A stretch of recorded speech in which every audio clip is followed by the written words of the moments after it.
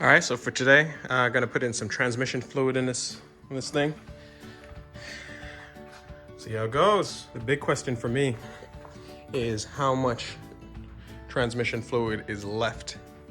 Now I'm hoping, of course, I hope that it's a wasted effort and there is no need for it and there's fresh transmission fluid in there. But we all know that's not how things work. So I'm gonna take it one step at a time, lift this thing up and get it going. All right, now some quick points here. Starting with jacking up an E34. You're gonna look for the central jacking point. There's a beam right here. It's right behind the, I would say this is the oil pan, the lowest point in the oil pan. You're gonna use there as the jacking point, and then from there we could get jack stands underneath the side on a portion that is a part of the frame.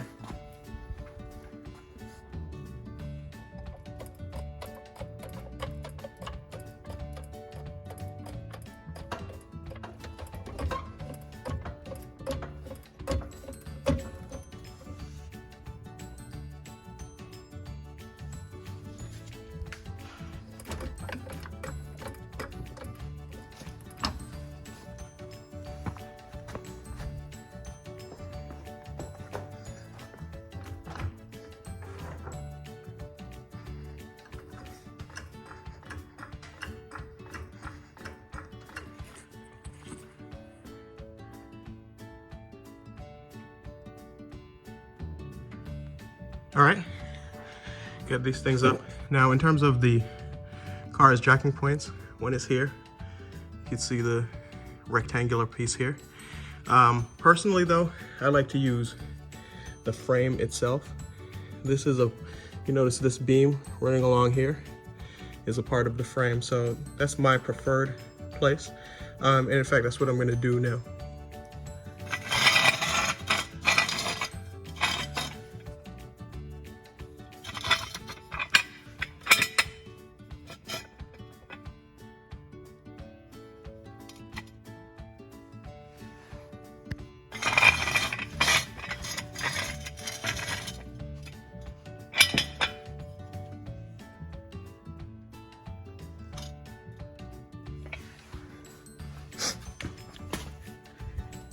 All right, now from underneath the car, here we have the transmission pan. This is the drain plug here. It uses a hex and shifter linkage. On the, I'm looking at it facing from, I'd call it the driver's side, right? And on the passenger side, that's where you'll find the fill plug. On the side toward the front passenger side. So it's good practice, of course, to make sure that you could refill this. So remove the fill plug first, and then we could get to the drain plug here. So I'm gonna do that now and see what the results are.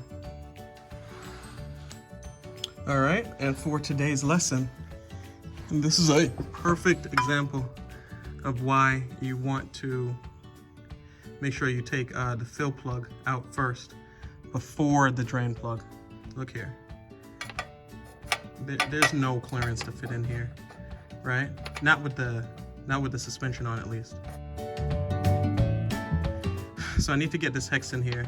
And if you think about it, first of all, there's getting the hex in here and then putting the ratchet on it too, which is a whole another problem. So here we go. Need to get to this. No clearance whatsoever. So looks like what I'll have to do is I'll have to unbolt the exhaust, and then I'll have clearance to be able to get to this. So lesson learned. What I'll do is now instead, since I'm down here though, is I'm gonna remove these O2 sensors and take a look at them, see how they're looking, and get a sense. If I see that they're fouled up and so forth, then that will tell me, well, two things I'd have a problem with, right? I'd have an issue with the O2 sensors because they are fouled up. But O2 sensors, they don't necessarily just go bad in and of themselves. It usually suggests there's a different issue, whether that be through fuel injectors, spark plugs, and so forth. Spark plugs have already been changed on this car, brand new spark plugs. So that may indicate a fuel injector problem. And fuel injector problem could just be the O-rings, for example. So we're gonna remove these and see how they look. My favorite lessons are the ones that don't cost me too much or cost me anything.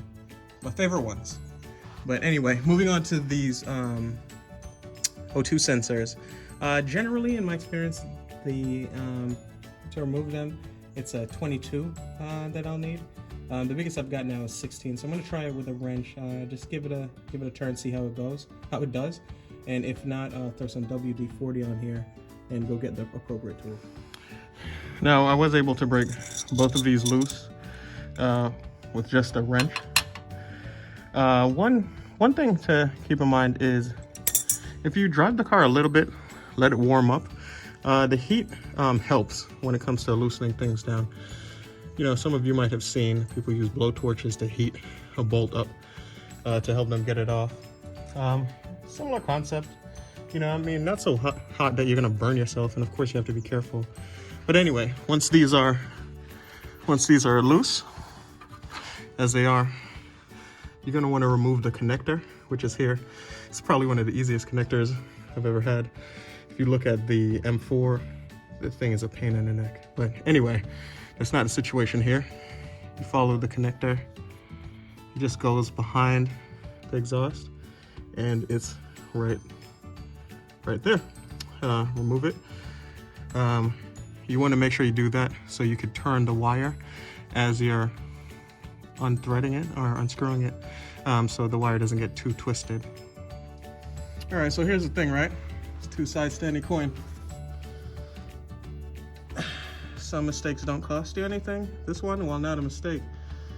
This one costs, you know, because O2 sensors, they can be, if you go OEM, they can be quite expensive. I believe it's like 250 bucks. Both of these look terrible. This is not what it should look like. I'll show you an example of what a new one looks like. So again, it's not what it should look like. And what I'm gonna do is replace them and track down the issue. And I think I actually know what the issue is. I had taken a look at the O-rings of the fuel injectors, and we're just going to replace all of those. I think that will solve any issues there, and like I said, it'll just lead to other issues downstream. So that's it for this one. It's just a quick replacement, right? You reattach it, reattach the connector, put in a new O2 sensors, and load it back up. Anyway, the transmission,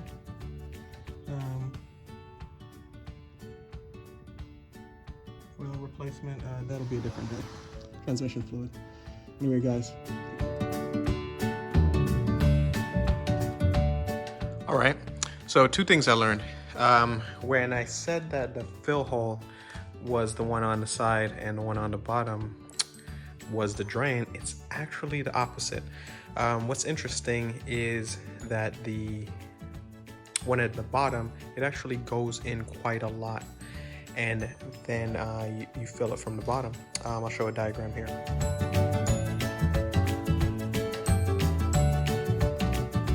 So now I've drained everything. The good news is that it was filled, and the transmission fluid, it looked pretty good. But now that it's out, you know, fortunately I got a good surprise there. I'm gonna refill it here with some Redline D4 ATF. I have this pump thing, you put it in the bottle and fill it up. Then we'll get it back on the road.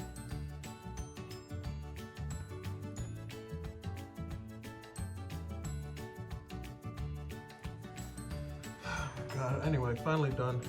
you know, you have to pump this thing up until it starts going down.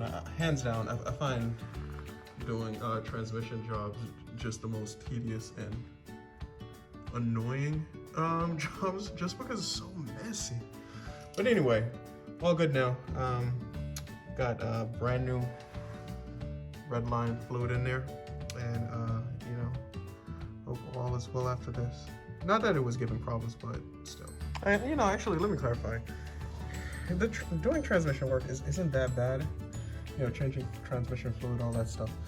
But this bottom fill hole BS, this is for the birds, honestly.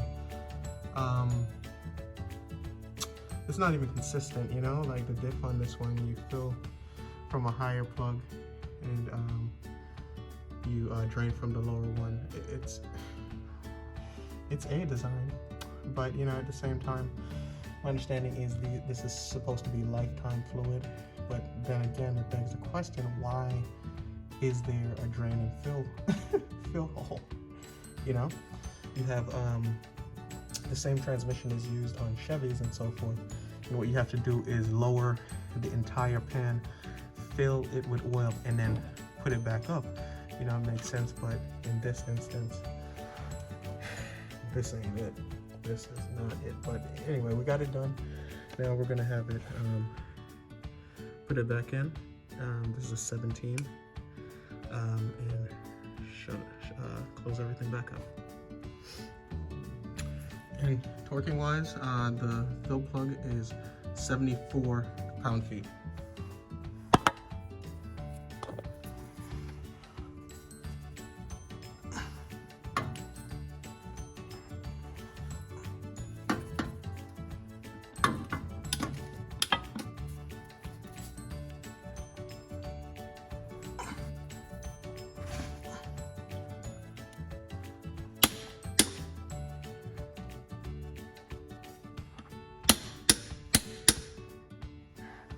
Whew, finally.